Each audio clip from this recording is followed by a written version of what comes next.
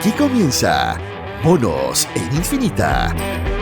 Una mirada profunda a la semana política, con el estilo mordaz y descarnado de Camilo Férez y Gonzalo Miller, y la inconfundible conducción de nuestra Connie Stipicic, en directo y en plataformas por la 100.1. Esto es Monos en Infinita. ¿Cómo están ustedes? Muy bienvenidos. Partimos hoy día una nueva edición de Los Monos en Infinita con nuestros queridos Gonzalo Miller y Camilo Férez. ¿Cómo están los dos? ¿Qué tal?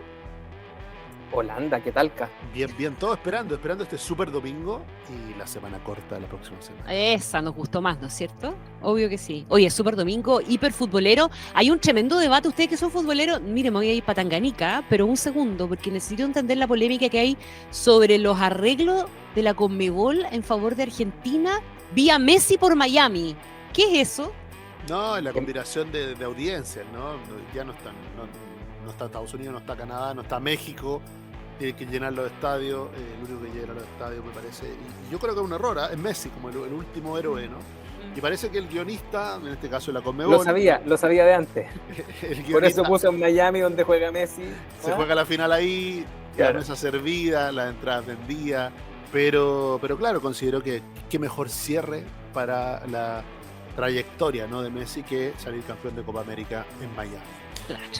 Salvo que Colombia diga otra cosa, porque siempre aquí aparece, ¿no? Y hay etapa reina del Tour de Francia, por si les interesa, también el domingo. Más temprano, eso sí, tienes que despertarse a las 8 de la mañana. Sí. Pasan más cosas el domingo, yo pensé que Pasan solo más había... cosas el domingo. Pasan cosas importantes, de hecho. Este programa se repite el domingo. Es. No se olviden. También. Ojalá también. que no nos programen a la hora ninguna final, pero bueno. Sí. Oye, es una parrilla televisiva antipobres. Eso. ¿Cómo te Oye, introduces el tema, Connie? Ay, bonita la introducción del tema. Gracias por el bandejeo, mi querido Camilo.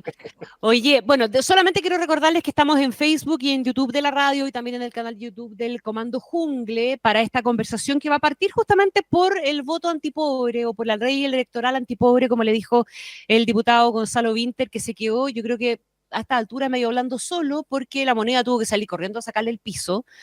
A decir que no compartía en absoluto la definición. Hoy día se recordó una intervención del diputado Gabriel Boric en favor del voto obligatorio, justamente alegando que el voluntario tenía un sesgo. Pero aquí hay bastante más que solo lo de Vinter. Ahora, no podemos no partir por él, obviamente. No. Ya, no, es la coyuntura. Porque empeño le hizo. Le cedemos a Gonzalo para que se solace un rato y luego continúo. Bueno, lo que pasa es que, claro, son los riesgos de transformarse en el vocero oficioso, ¿no? del presidente. Que hay mucha gente que sobrelee lo que dices. Y yo creo que ayer, cuando el diputado Vinter hace esta locución tratando de construir un sofisma un poquito largo, ¿no? Para justificar de que no quería perjudicar a los más pobres con una multa por no votar, ¿no? Y que por eso él consideraba que eso era algo que jugaba en contra de estas minorías o de estos sectores y no era su espíritu. Pero resulta que, bueno, la moneda, lo que está palpando no son solo las declaraciones del diputado Vinter, la verdad, ¿no? Sino que, como muchas veces es la reacción ciudadana. Hay un profundo malestar ante la sensación de que se imponga una lógica tramposa en fijar las reglas, ¿no? En una lógica demasiado... Porque lo dijimos la semana pasada, aquí todos están con calculadora, ¿no? Aquí no se trata de las convicciones del voto voluntario, lo del voto obligatorio, que daría para un debate. Aquí se trata finalmente de estar moviendo y de hacer una cosa cuando se dice otra. Entonces tenemos un gobierno, este gobierno, ¿no? Que dijo que, de hecho, tenemos a la ministra del Interior más que comprometida. Ella dijo que o no había ley o había ley de voto obligatorio con multa. Entonces, si son sus parlamentarios los que provocaron no una, sino que en 3 votaciones la caída de la multa, ¿no? Porque no es algo que pasó que nadie se dio cuenta que pasó al final, no, pasó en la Cámara de Diputados, pasó de nuevo en la Cámara de Diputados y finalmente pasó en la mixta.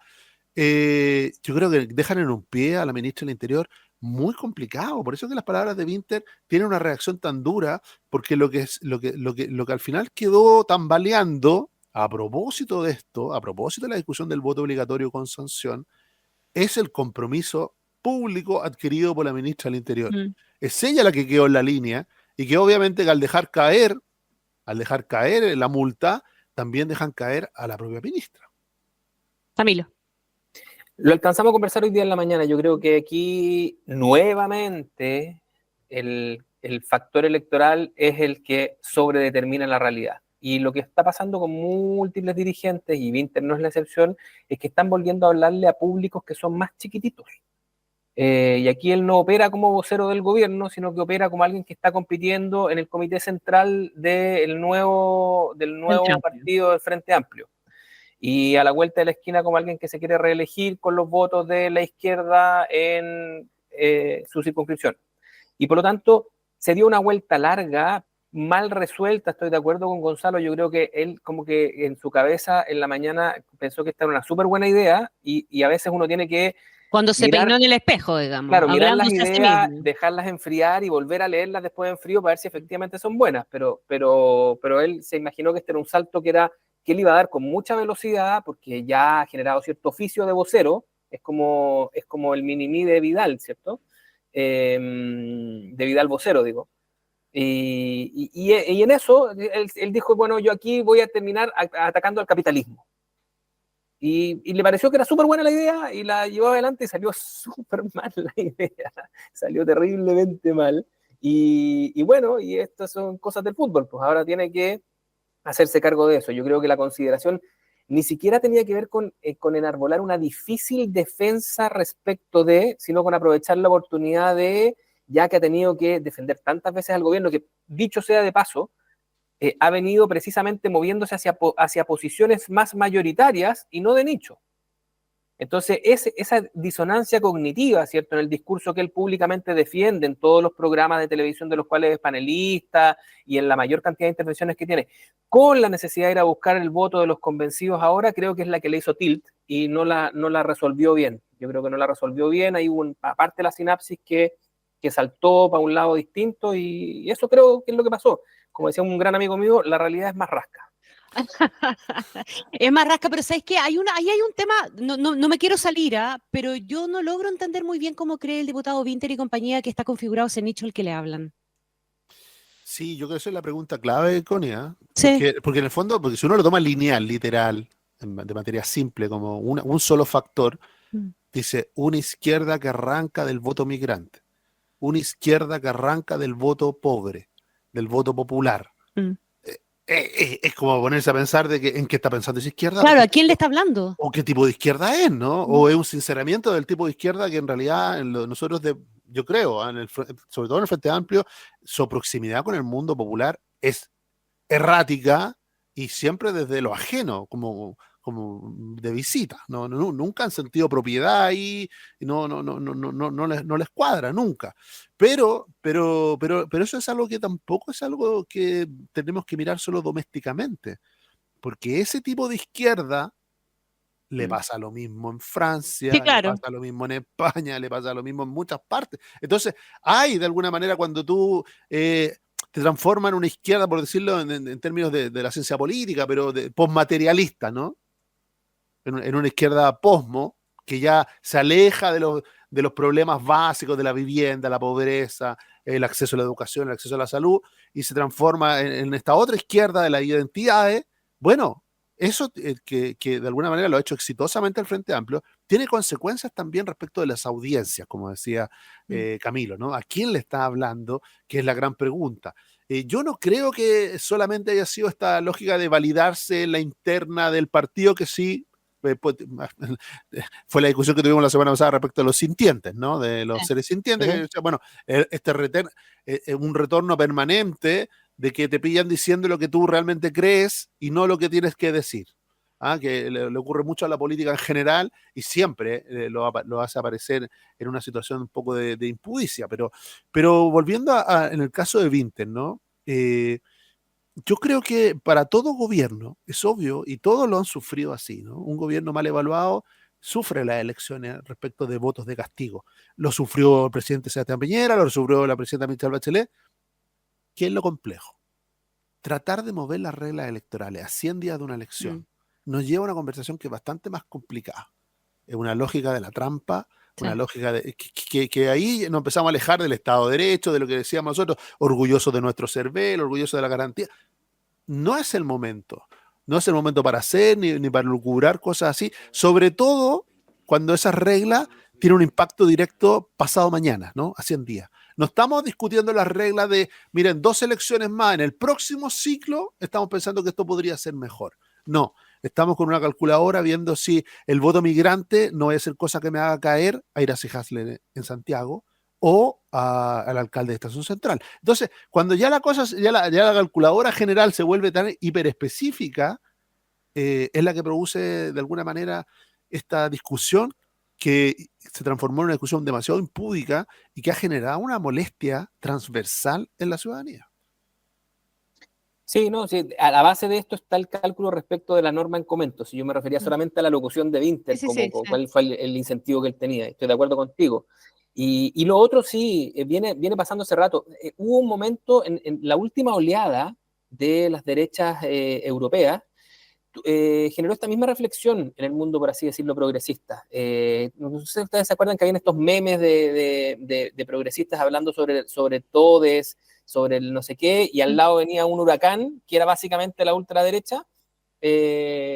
Pasa esto de la desconexión, pasa esto de que en muchos lugares hoy en día el discurso respecto de los temores que todo nuevo ciclo impone, ¿cierto? Los temores respecto al mundo que cambia, los temores desde el perder el empleo, desde hasta la mismísima inseguridad ciudadana, digamos. La inseguridad humana, ¿cierto? Han sido procesados por proteccionismos de derecha de manera más desembosada que por proteccionismos de izquierda. Y por proteccionismo estoy hablando del amplio espectro del catálogo de proteccionismo, o sea, desde las nacionalizaciones, es decir, cerrar las fronteras, que es como su variante más de derecha, ¿cierto?, a las estatizaciones, que podría ser su variante más, pero van a lo mismo, van a la idea de que uno puede, ante las amenazas de un entorno cada vez más beligerante, de un entorno cada vez más incierto, puede cerrar sus fronteras y volverse autárquico. Y administrarse uno mismo, con lo de uno mismo, Chile para los chilenos y todo eso. Eso efectivamente ha dejado un poco blasé, digamos, en los temores principales de la población a la izquierda. Entonces, claro, de repente se parece así, se ve, yo sé que con esto los puedo pasar a llevar a ustedes, pero voy a usar la caricatura igual, o sea, se ve como una izquierda jesuita, en el sentido de que le habla de los pobres a los ricos, o son ricos hablando de pobres. Se ve como esa distancia. Y me van a perdonar la mala educación de mi parte, pero eso así se percibe. Con algo menos de talento, sí, digámoslo, ¿no? ¿Ah? Para no rebatirte el fondo del argumento, con algo menos de talento, por lo menos digámoslo. Oye, con bastante menos talento que una institución que lleva 2000 años, ¿cierto?, administrando poder. Es posible que volvamos un poco sobre el tema cuando hablemos de Michelle Bachelet, porque parte de la conversación que ella tuvo en el Congreso con el oficialismo tuvo que ver justamente con esto y con este ensimismamiento y este aire de superioridad moral con la que se está moviendo el progresismo izquierda y cómo se le está metiendo por adelantándolo el de la ultraderecha. Pero déjenme un par de preguntas más que son probablemente más técnicas, Gonzalo, y tienen su trasfondo político también, y que efectivamente vamos al tema del voto de los sectores más pobres y al voto de los migrantes. En las últimas 2 elecciones de voto obligatorio, que fueron la de la convención, la del plebiscito, la de la convención y la del Consejo Constitucional, los migrantes tuvieron que votar y les cobraron multa, ¿verdad? Porque no se hizo en ese momento el cambio constitucional. ¿Hay que hacerlo ahora? Esa es la pregunta, que es más o menos lo que sostiene el ministro Elizalde. ¿Y cuánto influye, cómo vota el migrante y cuánto influye el migrante como para que hoy día estemos, incluso hay un proyecto de ley que están presentando un par de parlamentarios socialistas para que solo puedan votar en las elecciones municipales? Sí, es una discusión de fondo. Tradicionalmente en Chile las personas que tenían residencia más de 5 años acceden a los derechos de elegir, ¿no? Al derecho al voto. Y lo hacen en las mismas condiciones que el resto. Estamos hablando desde la Constitución del 80, quedó eso así, y por lo tanto desde el 89, desde el 87 los nuevos registros, desde el plebiscito del 88, los extranjeros con residencia y que tengan domicilio electoral en Chile estaban obligados a votar y sometidos a multa, porque recordemos que en el antiguo sistema también la inscripción era voluntaria, pero el voto era obligatorio y también tenía asociada una multa. Y eso fue así. Eso fue así hasta que volvimos al voto voluntario. No volvimos, sino que implantamos el voto voluntario con inscripción automática. Es decir, todo obligado a estar en el padrón, pero con voluntariedad en el voto. Cuando regresó en el ciclo constitucional el voto obligatorio, lo hizo asociado a una multa, ¿no es cierto?, a una sanción, pero sin hacer diferencias. No estableció ninguna diferencia. Entonces, porque a algunos le parece algo muy técnico esto de si elector o ciudadano. Ciudadano. ¿No? Pero hace toda la diferencia. Dice, ¿qué justificaría que alguien tenga acceso a los derechos y no a las cargas públicas que tenemos todos? Yo creo que no. No veo por qué hacer una diferencia en la multa respecto de aquellos que son ciudadanos chilenos, de aquellos que son ciudadanos de otros países, pero que tienen derechos políticos en nuestro país. Ahora, eso sí podría dar para una conversación más larga en términos de que no es igual en todos los países. Por ejemplo, hay muchos países que los limitan a los extranjeros solo a las elecciones locales. Pero en otros países van un poco más lejos porque nosotros le hemos dado derecho a votar, pero no a ser elegidos. Por ejemplo, en España, ellos pueden votar y ser elegidos. Pueden ambos, ya, sin ser ciudadanos del país. Entonces, bueno, pero es una discusión más larga. En lo corto, ahora, hace mucho la diferencia respecto de por qué dejaría sin multa, por qué de nuevo cambiar las reglas que hemos usado. Se dijo mucho, y yo creo que con razón, a propósito de la implantación del voto obligatorio, a partir del plebiscito del 2022, cambió el mapa político de Chile. Cambió la lógica, además, como los propios políticos se están comunicando con los electores. Cambió la dirección, cambiaron las formas, cambió todo. Y es eso lo que se está buscando ahora, adulterar o modificar a través de estas palabras, ¿no? De si tienen multa, no tienen sanción. Es eso lo que está buscando.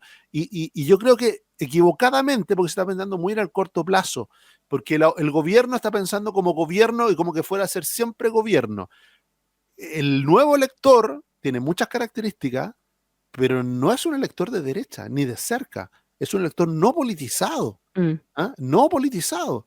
Entonces, no funciona el eje izquierda-derecha, ese eje para él no funciona, pero sí ha usado el voto con una dinámica de voto de castigo. Y claro, si hoy día a ti te toca en el gobierno o te toca ser autoridad, Asumes que te van a castigar con el voto. Asume que te van a castigar. Claro. Ahora, no es autoexplicativo, que yo sé que la discusión puede dar para más, pero creo que, y aquí Elizalde ha sido súper ordenado, o sea, él siempre habla de que va a hacer un veto para que sean sancionados los ciudadanos, o sea, no se ha salido del fenicio y sabemos lo que ello implica.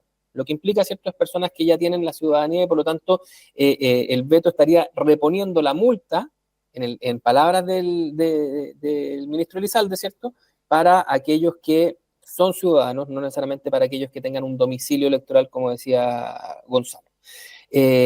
Igual no es autoexplicativo, aunque dé para una discusión de fondo, que tengan el derecho y no el deber. Porque al final, al no estar asociada a la multa, ¿cierto? Tú tienes el derecho de votar, pero nadie te lo va a hacer efectivo, aunque sea un deber nominativamente hablando, ¿cierto? Aunque seas parte de los que tienen derecho y por lo tanto deber de ir a votar. Si no hay una multa asociada, entonces es ridículo, digamos. No tiene una explicación razonable. Y yo creo, y voy a volver con lo que habíamos comentado antes cuando tratamos este tema, que cuando tú desacoplas tanto del sentido común las decisiones de política pública, las decisiones normativas, solo abonas a esta idea de políticos hablándose entre ellos y sacando cuenta entre ellos, ¿cierto? Y que esto no tiene nada que ver con la ciudadanía. Entonces, todos esos valores con lo que a los parlamentarios les gusta llenarse la boca respecto de los derechos, los deberes cívicos y etc., que están a la base de discusiones que tienen que ver con los regímenes electorales, pierden todo significado, pierden todo valor y solo aumentan la distancia a la cual después nos quejamos. Sí, solo para hacer una pequeña diferencia, porque aquí, independiente de le tocó hacer la vocería y defenderlo con mayor o con menor éxito al ministro Elizalde, el socialismo democrático ha tenido una actitud distinta respecto a este tema. Sí. Ellos no han defendido abrazo partido esto de que, mira, no, los migrantes no debieron tener sanción, porque es verdad lo que dice. ¿Cuál es la aplicación lógica, en fácil, en sentido común? ¿Por qué el chileno sí está obligado con multa y el extranjero puede votar, pero no está obligado con multa? No hay una razón para eso. Es mucho más comprensible decir, mira, sabéis que no tiene el derecho. Punto. Porque no tiene, como decían antes en la derecha cuando se quejaban con los votos en el exterior, porque no tiene un vínculo. Claro, en este caso, si tienen vínculo, pagan impuestos, están aquí, o sea, están sujetos a lo bien o lo mal que nos vaya, o sea, es distinto en este caso, está sujeto a eso. Pero lo que sí, el socialismo democrático tiene una posición distinta. Entonces uno dice, bueno, ¿no será que esto afecta más circunstancialmente, creo yo, pero afecta más a unos que a otros? ¿No será que el Partido Comunista y el gobierno que quiere salvar a la alcaldesa y a la CGA se le acomode lugar, ve que aquí se le puede abrir un nuevo flanco? ¿Por qué? Porque, de nuevo, la presencia de migrantes en el padrón no está distribuida homogéneamente en todas las comunas. No. Se produce una alta concentración en comunas como Santiago, como Recoleta, como Independencia, como Estación Central, como Renca.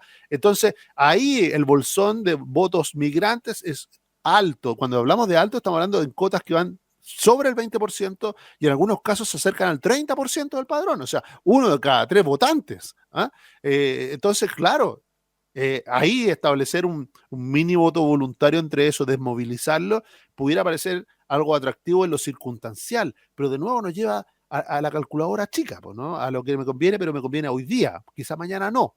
Hoy día me conviene, y esa conversación, sí, claro que ha generado molestia, yo creo que mucho, y más allá de este político hablando entre políticos, hay que tener cuidado, porque finalmente la argumentación respecto de los migrantes es como las tragedias griegas, ¿no? Como las profecías autocumplidas, pues, ¿no?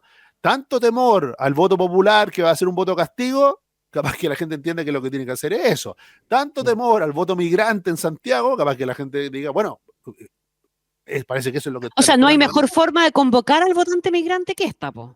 Yo me imagino, porque lo transformaron en un tema político, po. Claro, obvio. Lo pusieron en el centro del Obvio. debate. Exacto. Ya, para cerrar este tema, ¿cómo se imaginan que va a terminar esta historia? Porque aquí tiene que venir un veto, no sabemos la naturaleza del veto todavía de parte del gobierno, porque hoy día, como está, podemos terminar en el ridículo una elección en 2 días con voto voluntario. Mm. Porque ya No, está aprobada la elección en 2 días. van a tener que aprobar el veto del Ejecutivo. Yo deduzco de las palabras de Elizalde que él va a conceder, aunque es cierto lo que dice Gonzalo, de que ellos han defendido más bien que haya multa a todos, él va a presentar un veto que considera a los ciudadanos.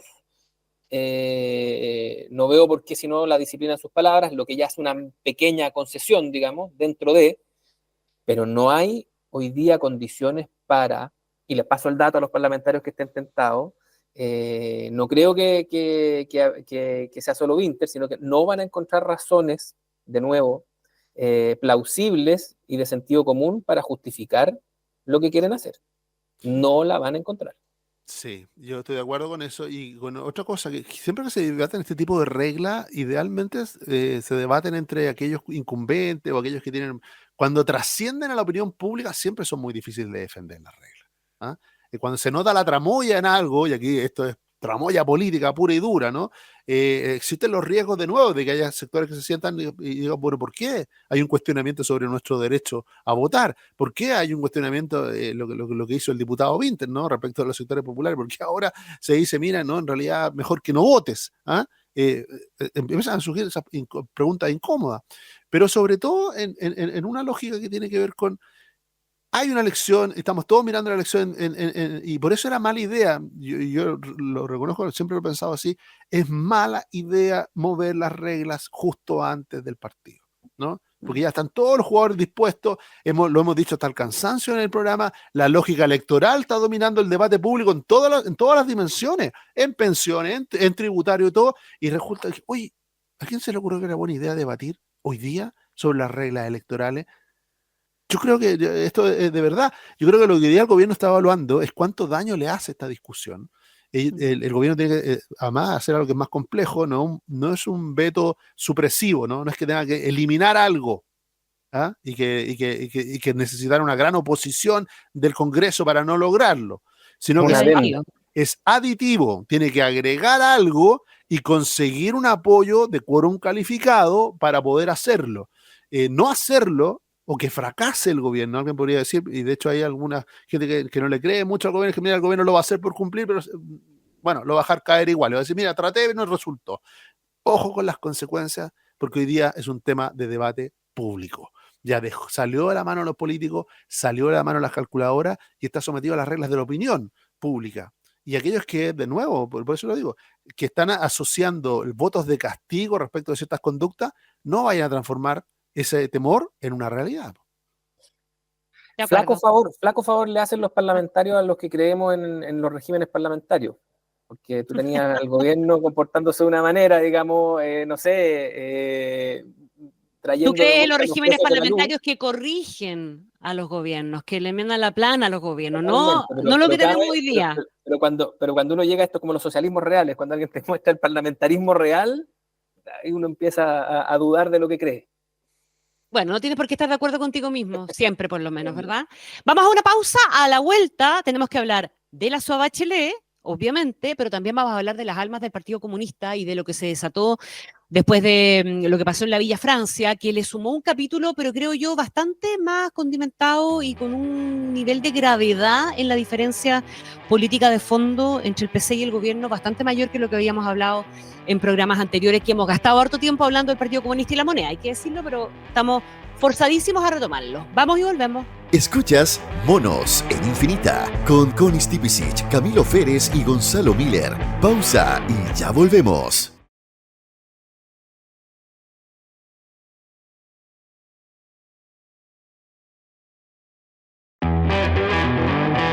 Estamos de vuelta con Monos en Infinita, junto a Connie Stipicic, Camilo Férez y Gonzalo Miller. Seguimos haciendo los monos en Infinita junto a Camilo Férez y Gonzalo Miller. Hablemos de las almas del Partido Comunista, no dicho como lo hemos dicho tantas veces nosotros, sino que reconocido por el senador de ese partido, Daniel Núñez, ¿verdad? Que directa y abiertamente, producto, dirán ustedes o podrán decir ustedes, de una contienda interna, lo que quieran, efectivamente esa la hay, también hay una diferencia generacional, dijo que echaba de menos a Guillermo Tellier. Así es, yo creo que bueno, la salida del asesor, ¿no? Juan Andrés Lago, de la moneda, y que dijimos, bueno, ¿a qué Partido Comunista le preguntaron? Porque Claro. hay uno que reclama que nadie le preguntó, el otro guarda silencio. Aquí se vio exactamente lo mismo. Veíamos a la diputada Lorena Pizarro estar hablando y de repente defendiendo el montaje, ¿no? O la falta de prueba y respecto a los allanamientos, donde se encontraron estos graves, ¿no? Y peligrosos arsenales con armamento de guerra incluso. Bueno, y de repente los compañeros empezaron a alejarse y se van los compañeros. Y O se sea, fueron. y se fueron los compañeros. Qué decidora esa imagen, ¿ah? Y claro, Sí. porque de hecho al otro día una de las diputadas, me parece que es la diputada Plasencia, si no me Sí. equivoco, estaba absolutamente cuadrada con el gobierno bajo la tesis que aquí no había un montaje, que o sea, tenía sus razones para moverse de esa foto.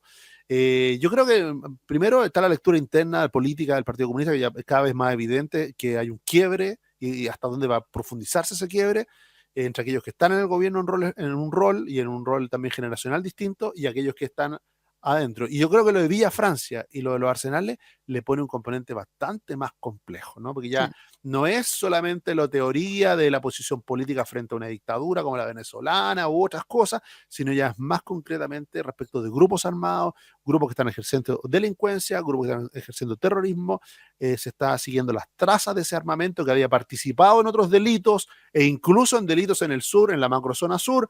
Entonces se nos empieza a hacer verdad. Una de las personas no detenidas, vinculada al gobierno a través del Partido Comunista, otros con condenas por narcotráfico, otros por condenas. Entonces, mucho de lo que el Partido Comunista había resentido, que se le vinculara a la violencia, que se le vinculara a grupos organizados con armamento, que se le vinculara incluso a otro tipo de elementos como narcotráfico, bueno, aquí, en esta trama, están todos los componentes, ¿no? Y por lo mismo, yo creo que quizá circunstancialmente no es lo que andaban buscando a una persona que había puesto una bomba el año pasado, ¿no? En una automotora y en un radio patrulla, eso es lo que andaban buscando y llegaron a la radio Villa Francia y apareció este arsenal, no solo ahí, sino que, mira qué casualidad, ¿no? Debatíamos sobre la bomba cerca de la casa del presidente el otro día.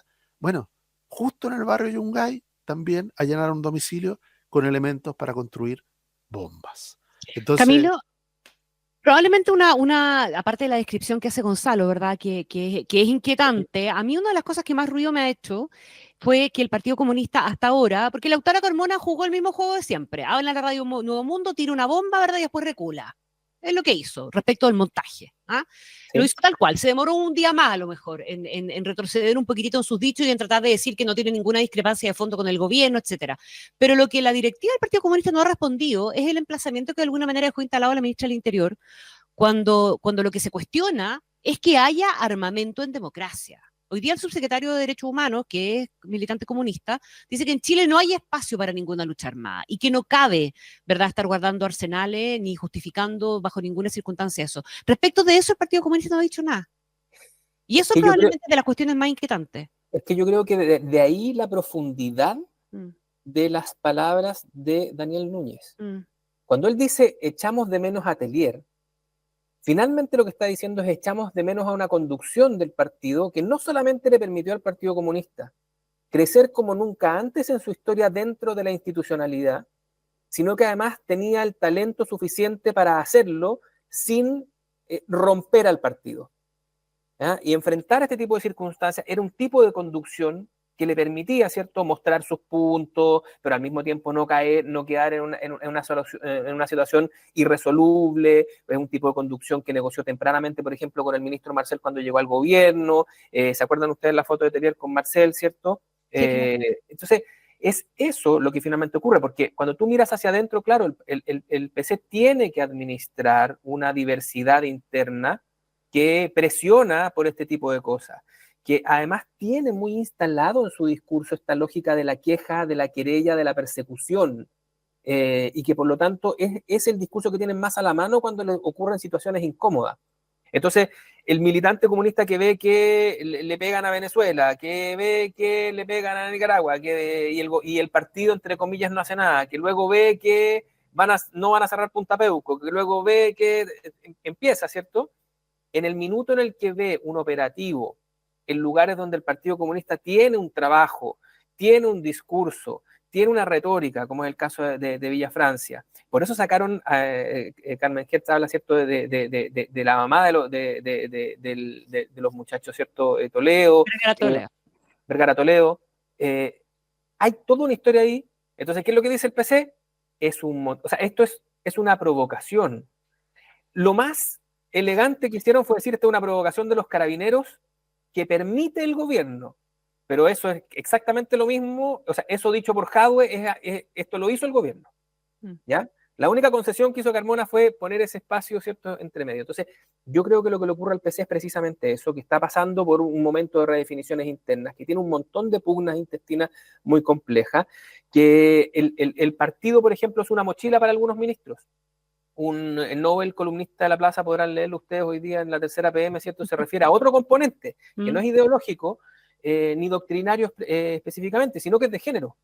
El PC tiene 2 o 3 figuras importantes que son más grandes que el PC, que son mujeres, ¿cierto? Y que están fuera de este discurso de Jadwe, de Carmona, de Juan Andrés Lago. Esta querella, y es más, incomoda tremendamente a 2 de ellas, que son 2 ministras, que son las 2 de nuevo más grandes que el PC, que es Camila Vallejo y Janet Jara. Entonces, ellas, si tú te fijas, salieron muy rudo a cruzarse. Justo después podemos especular todas las diferencias que ha tenido, por ejemplo, Camila Vallejo con Carolina Toá. En esto fueron una sola voz. Salió Carolina Toá a decir lo que tú acabas de decir, es que no hay ninguna justificación. Además, la Carolina Toá dijo algo que fue inteligente políticamente, que no me van a decir a mí que fue la dictadura. ¿Ah? Si yo la padecí, igual que los que están aquí alegando. Por lo tanto, aquí no hay ninguna justificación que homologue este gobierno en democracia a la dictadura. Y de eso se sigue que no hay ningún tipo de persecución a grupo armado lícito o legítimo. Es muy profundo lo que dice. Es muy profundo. Y uno espera que en ese minuto sea toda una incomodidad la vocería de los días lunes de la ministra vocera, que se enferme, que le pase algo, ¿cierto? Porque esto es una incomodidad. Sale y la respalda de manera rotunda. Entonces, hay más de una división al interior del PC.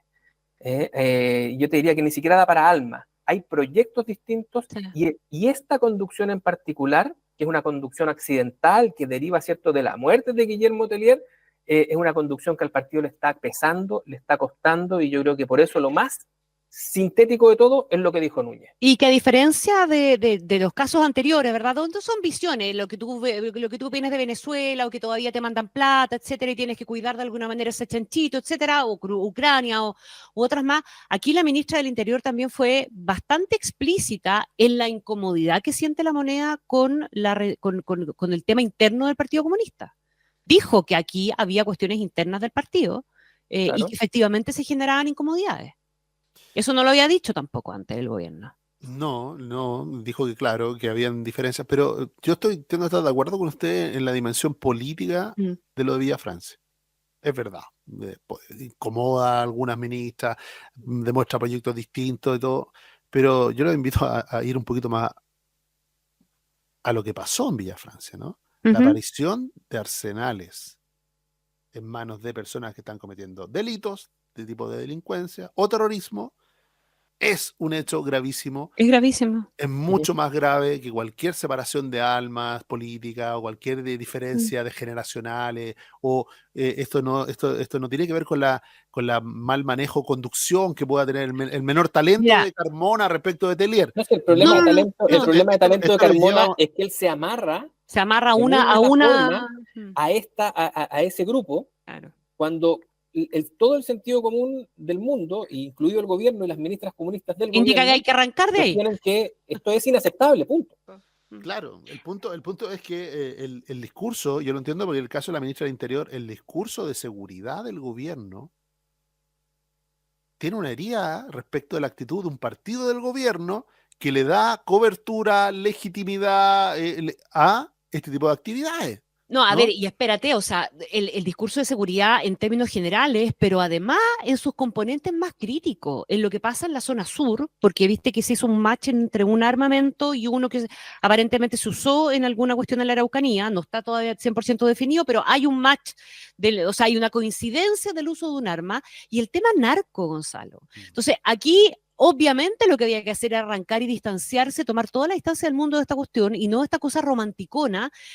A mí lo único que me preocupa es que el Ministerio Público y las policías hagan la pega que tienen que hacer y no se les vaya a caer esta cuestión como se nos cayó el caso Bomba en algún momento, que fue un drama, porque el caso Bomba fue real, lo vimos mucho después, pero en su momento se cayó y se desarmó, porque ya sería a lo mejor el momento de empezar a sacarle el romanticismo con el que sobreviven este tipo de historias vinculados a sectores o a lugares geográficamente hablando, y que hoy día probablemente se han transformado en lo que se transforman muchas veces en muchas partes del mundo, ese tipo de grupo o de grupúsculo, si tú lo quieres llamar.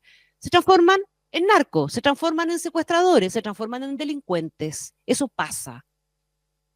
Es que, digámonos la verdad y después nos mentimos. Si ¿Mm? alguien que trabaja, el que le trabaja a las armas, tiene cuántos días del joven delincuente, del joven Uno, combatiente el al 29 de año? marzo al ¿Tiene año. cuántas movilizaciones de carácter revolucionario visibles que tenga que hacer? O sea, Tiene un salvo que, 11 de septiembre, claro, y un el día resto del del tiempo, trabajo y el de resto del tiempo también tiene esos fierros y también tiene que hacer algo para vivir. Entonces, la posibilidad de que alguien que ya está en las armas, ¿cierto?, se emplee en todo tipo de negocios que le incluyen armas es muy alta. Entonces, precisamente lo que dice, por eso digo, la profundidad de lo que dice la Carola Toá es muy relevante. Dice, aquí no hay cobertura político-social posible para este hallazgo, no hay. Exacto. No hay nada que lo justifique desde el punto de Y vista eso es lo que el ni, PC ni siquiera no el ha pasado dicho. ¿Cuál? individual de cada una de las personas, ni siquiera el carácter de la radio de la que estamos hablando, ¿te fijas o no? Nada de eso justificaría que hubiese esta cantidad de armamento en democracia en un lugar como este o en cualquier otro. No, y está bien la declaración. Si el punto es de que dicha esa declaración con toda la firmeza y con toda la profundidad, el Partido Comunista no la sigue. No, pues. Y es un partido que está No en el gobierno. todo, no todo. Institucionalmente no la sigue, pero sí, ya, Institucionalmente, claro. Es que yo. a la hora que no la siguen las ministras del Partido Comunista, estamos en un problema mayor porque No, no, no, por se nos supuesto. cae el gabinete. Pero yo Pero creo que lo del senador Núñez, lo de la diputada Plasencia, hay que tomarlo a beneficio de un inventario nuevo, digamos, porque esta diferencia interna no la habíamos visto explicitada como se explicitó ahora. Claro. es verdad. Pero además hay veces que ha pasado, Gonzalo. Sí, ponte tú, ya, no tiene, no es un símil perfecto, pero Lagos no quiso firmar Punta Peuco. O sea, pasa que a veces los ministros se enfrentan respecto de sus gobiernos a cuestiones que les son inaceptables desde el punto de vista de lo que ellos representan, por sus partidos o por la conciencia que tengan respecto de la carne de estatua que tienen. Y se generan estas distancias. Sí, Aquí también podrían haberse generado y no se generaron. está bien, Camilo. No habla solo del hecho de que sean Pero ministras. no pongamos un ejemplo tan lejano, tan distante de esta pequeña realidad de la que estamos hablando, porque aquí no es un tema de convicción, aquí hay gente que tiene armamento y que lo está usando. No, me refiero que cuando ¿Ya? las ministras, No, las está bien. ministras No, se y alejan de hacen esa lo postura, correcto. Yo creo que hacen no lo es correcto. un comunista cualquiera que se aleja, no, El es tema es un que dirigente importante y hay un ministro. partido del gobierno que no siente natural alejarse de eso. Acto seguido, lo que sabemos es que hay al menos uno de los 9 detenidos que está contratado por el gobierno. Es decir, que a través de qué contactos políticos con el gobierno está contratado por el gobierno. Entonces, cuando Creo que todo fueron empieza, honorarios por unas fotos en todo caso. Sí. bueno, Y está bien, fueron. No, Sí, no está bien, fue. está. lo que tú Sí. quieras, pero No empezamos era a Juan decir Andrés Lago, que hay digamos. gente, que son personas que tienen vínculos, ¿no es cierto? No solo con el Partido Comunista, sino que aprovechan esos vínculos para relacionar con el gobierno. Y lo que están investigando, porque volvamos al origen del tema, es a que estaban poniéndole bombas en una Ujú, automotora y a un radio patrulla. ujú. Ese es el origen de la investigación. Y se llegó a estas personas en la radio Villa Francia, con un armamento que ha sido utilizado en otros delitos y en el sur, en la macrozona sur de Chile también. Entonces uno dice, bueno, se va formando un cuadro que no hay que ser muy conspiranoico para entender de que Chile, pero se empiezan a hacer realidad gran parte cuando uno dice, por Dios que se paraban dos patas del Partido Comunista cuando le decían que estaba vinculado o era cómplice de la violencia o de los actos, y resulta que chuta, los pillaron a estas personas con armamento de guerra, ¿y quién se salió a cruzar a defenderlo? El propio Partido Comunista. Esa es la gravedad del tema, po. Esa es la gravedad del Ni tema. más ni Así menos. es. Ni más ni menos. Bueno, yo no tengo claro si este fue tema directamente de la conversación que sostuvo Michelle Bachelet con el oficialismo, todo esto en el Congreso, en un almuerzo, después de la cuenta pública de la Cámara y el Senado, pero es interesante analizar el rol que está jugando Bachelet, que ella misma se está asignando, entre paréntesis, con la total ausencia del expresidente Ricardo Lagos, además también, que se ha notado bastante. Sí. Ella pareciera estar llenando ahí además un vacío que es bien evidente dejó Ricardo Lagos, que nos encantaría saber qué estaría diciendo en este momento, particularmente respecto de este tema. Pero además en un momento crítico por lo que está pasando en el mundo, lo conversábamos un poco más temprano, este avance de las ultraderechas a propósito del ensimismamiento de los progresismos de izquierda, que es un tema que ella puso sobre la mesa, trajo a la mesa lo que pasó en Francia, lo que está pasando en Estados Unidos, lo que pasó, por cierto, también en Inglaterra, probablemente como ejemplo de que las centroizquierdas pueden sobrevivir en este mundo, pero además haciendo llamados a la unidad y al hacer las cosas en la dirección correcta. ¿Qué rol creen ustedes que se está asignando Bachelet? Entre medio ya descartó de vuelta que fuera a ser candidata, pero nadie le cree. Sí, yo solo para adquirir la cualidad de la persistencia, yo creo que esos ojos siguen brillando, ¿no? Y el libro que hace mención Bachelet, es este libro, ¿no? Sí, la rebeldía se volvió de derecha. Sí. Claro, de un politólogo argentino que alguna vez Así, lo que no mencionamos. es de derecha. No, es de Stefanoni. izquierda, claro, lo mira con preocupación estos fenómenos, ¿no? De un status quo que se termina transformando el status quo en la centroizquierda. Eso es lo que dice el libro. Y por otro lado, tenemos además una presión por una izquierda que va más lejos que el sentido común. Entonces, esa preocupación y el rol que toma Bachelet, creo yo, es un rol que, buscado o no, desemboca en un liderazgo que tradicionalmente termina o siendo candidata o opacando a cualquier otro que quiera ser candidato. ¿Ah? Si esto ya pasó ya, ¿no? Hubo mucha gente que quiso ser candidato después de Bachelet y que finalmente la presencia de la propia expresidenta terminó opacando, frustrando, ¿no? O no dando espacio, ¿no? Finalmente, nuestra capacidad, siempre hay un top of mind, ¿no? Hay un nombre que se nos viene primero a la cabeza que otro. Y cuando ya ocurre ese posicionamiento, que es lo que está ocurriendo con la expresidenta, así uno lo mira en la mayoría de las encuestas, ¿no? En la medida que ella empieza a posicionar, el resto de la figura empieza a retroceder, ¿no? O a quedarse, ¿no? Estancado, ¿no? El caso de Camila Vallejo, el caso de la propia Carolina Toá, o el caso de algunos otros candidatos de ese mundo, ¿no? De ese mundo de izquierda y centroizquierda que hubieran querido buscar una alternativa. Entonces, este protagonismo que ya tuvo en el plebiscito, este protagonismo que ya tuvo en todo el siglo constitucional anterior y que ahora va a tener para la elección de gobernadores y municipales, algo que si memoria no me falla, y Camilo me podrá corregir, ni siquiera tuvo cuando era presidenta. No. Este tipo de reunión ni siquiera la tuvo cuando era presidenta y la está teniendo hoy día inevitablemente, quizá de manera no buscada, la va llevando a que ese brillo que tienen los ojos empieza a adquirir realidad. ¿Y no será esta cuestión, Camilo, una cuestión eminentemente pragmática que puede venir casi de un acuerdo entre el presidente Boric y la expresidenta Bachelet? Yo no me puedo poner en la primera línea porque si no va a estar todo en contra de los candidatos oficialistas, puede decir Boric. Hay un vacío en este momento. Las candidatas más probables, Camila Vallejo ya dijo el otro día en la radio romántica que ella no va a ser candidata y que se queda hasta el final con el presidente Boric. Tomémoslo en el inventario de hoy día, eso, ¿verdad? En el de hoy día. De Carolina Toá no hemos tenido todavía nada concreto, pero ella sigue siendo ministra por un rato largo. Y ustedes apostaron a que no se iba. Sí, Los tengo anotados, yo sigo pensando lo mismo. ¿Ya? Hay un vacío gigantesco. ¿Quién puede llenar ese vacío hoy día? Michelle Bachelet, más allá de si esté en su intención o no ser candidata más adelante. Yo creo que no está en su intención ser candidata, que efectivamente la presión de los suyos la puede llevar finalmente a malentender cuál es su misión de madre protectora de este grupo. Y por lo tanto podría terminar pasando igual, aunque ella no quiera. Por lo tanto, lo central hoy día es que si es que efectivamente ella no quiere, debe entender que una parte del aporte que ella puede hacer, entramos en el momento en el cual se desestabiliza por hacerlo. ¿Qué quiero decir con esto? Es una de las últimas figuras que es capaz de darle seguridad a la coalición de gobierno, en el sentido de que tanto el PC como el socialismo democrático se sienten cómodos con ellas con contadísimas excepciones. Es una figura, por lo tanto, que está el presidente Boric, que tiene las necesidades de gobierno que tiene y que además juntó de manera mucho más difícil a estas dos coaliciones para que estuvieran con él y de hecho perdió a la ADC, que hoy día está pero no está, o es lo que queda de la ADC.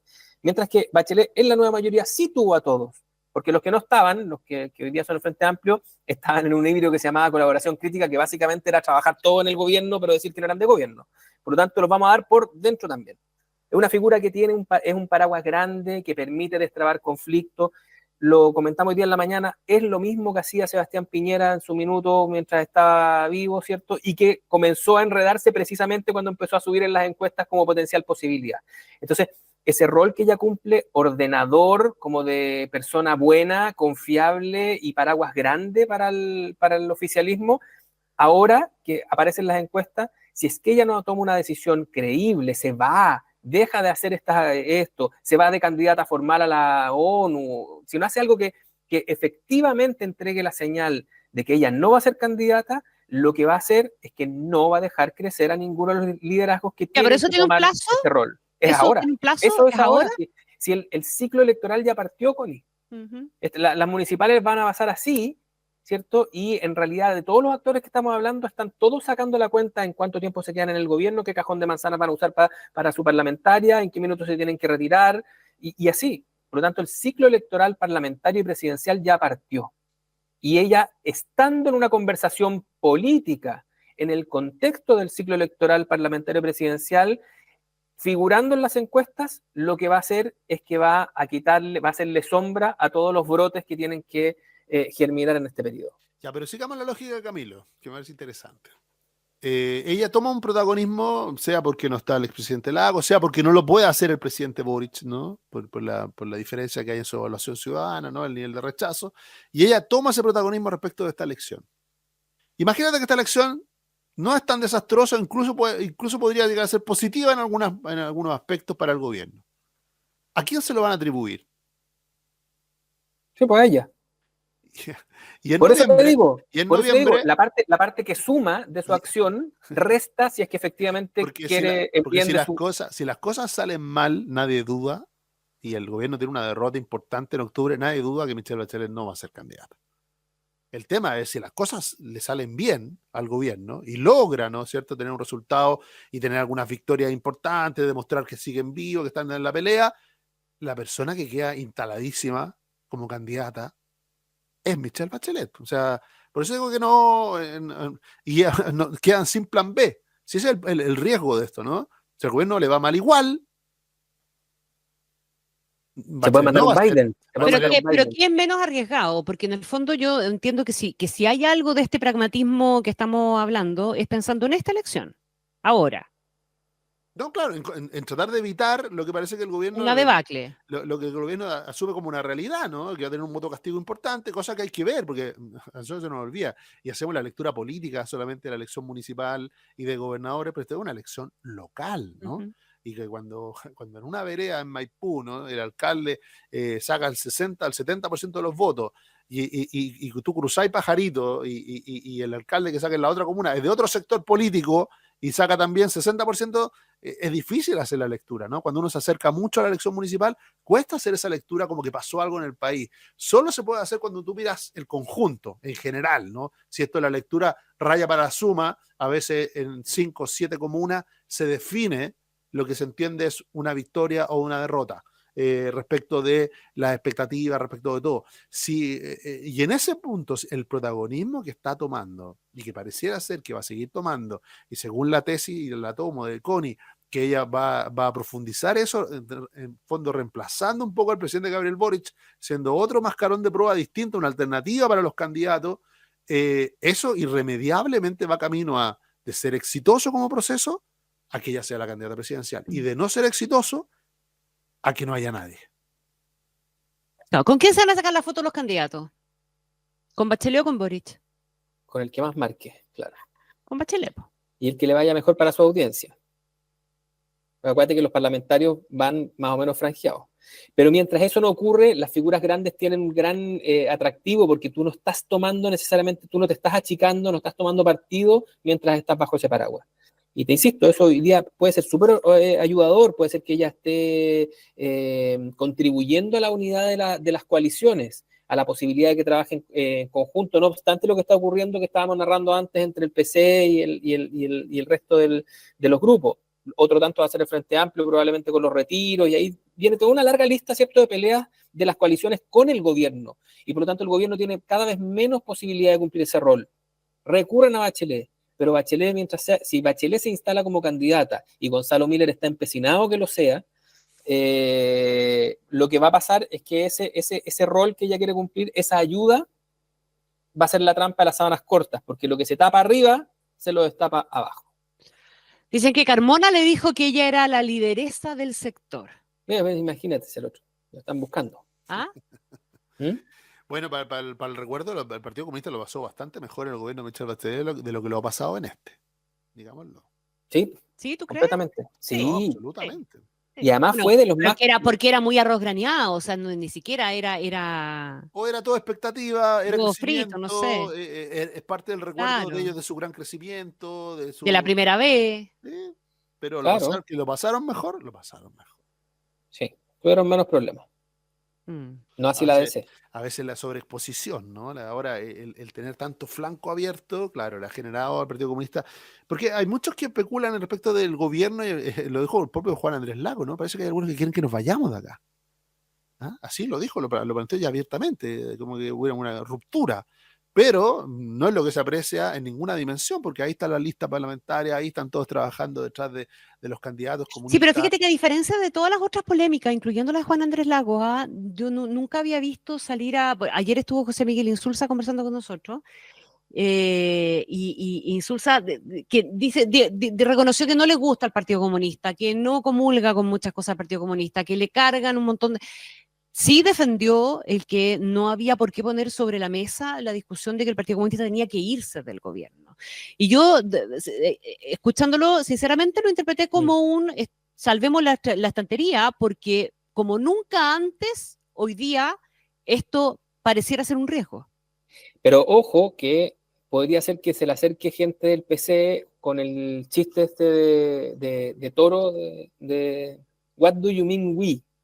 ¿Ah? ¿A quién te refieres con nos tenemos que ir, Juan Andrés? ¿Ah? ¿A quién te refieres? ¿A qué comunistas te refieres con nos tenemos que ir? Claro, podría ser que se encuentre con eso. Es verdad, porque es una frase inimaginable hace un mes atrás cuando él estaba dentro del gobierno, ¿no? Claro. Sí, tal cual. Tal cual. A Bachelet le dijeron que ella es parte del patrimonio de la centroizquierda y que es la figura que logra convencer a distintos sectores, que ha entendido la importancia de generar unidad y que la lógica de Bachelet puede ser un punto de inflexión importante para la rearticulación de la centroizquierda. Estamos de vuelta envolviendo a Michelle Bachelet en un pañito blanco. Sí. como pasó durante Eso lo puede hacer si no es candidata.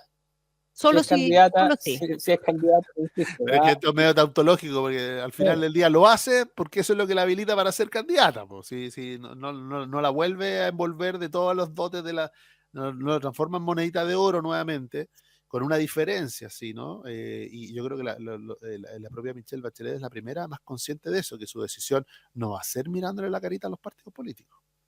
¿Ah? Va a ser mirando si en la ciudadanía hay una mirada distinta a la que ella duramente sintió hacia el final de su segundo mandato. ¿Ah? Si no ve agua en la piscina, yo no la veo tirándose a salvarle los muebles a los partidos de izquierda, no. ¿Y estará dispuesta a perder acuerdo. si es que se le pasara por la cabeza ser candidata? ¿Con la disposición a perder? Yo creo que no. Yo creo que ella no está con ese, no está no en ese es su chip. etapa. No. No debería hacerlo. Por eso que Bueno, lo hace está más bien. mirando a la ciudadanía que mirando a los partidos, creo yo. Terminando el programa voy a tomar el teléfono, la voy a llamar y le voy a decir Ya. que es súper inconveniente que Ok. me permiten eso. Tienes que Me parece.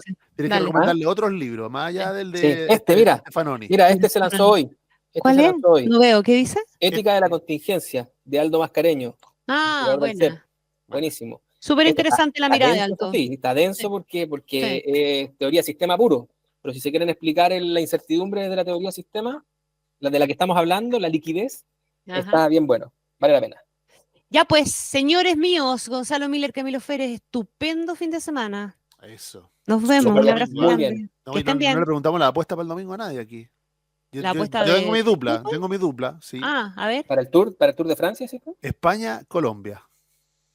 Ganadores, dices tú, ¿ah? Mira. Me gustaría esa dupla. ¿Y a ti, Camilo? Porque todos los análisis de Gonzalo son iguales, son lo que él quiere. Pero bueno.